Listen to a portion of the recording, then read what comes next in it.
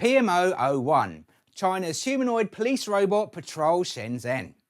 In Shenzhen, China, a humanoid robot named PM01 has officially joined the police force, or at least started patrolling alongside it. Standing 4'7" and weighing 88 pounds, this robot isn't exactly chasing down criminals, but it's designed to help find lost kids, assist tourists, and keep an eye on public spaces.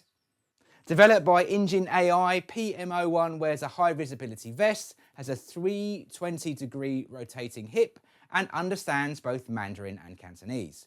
It's equipped with facial recognition, microphones, and even pulls off a forward somersault, though we're not sure how useful that is on patrol.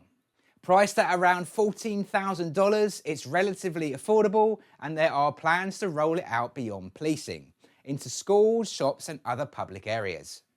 Public reactions, mixed. Some say it's a helpful step forward, others think it's a bit dystopian. YouTube viewers lean towards creepy, while Reddit was more intrigued, especially after the viral post confirmed it was a real robot and not CGI.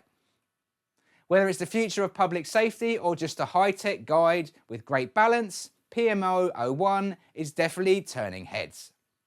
And that's your robot news update for today. If you're curious how robotics can transform your business, join me for my weekly live Robot Optimized workshop. It's packed with insights, trends, and practical tips. Don't forget to subscribe to stay in the loop with the latest updates.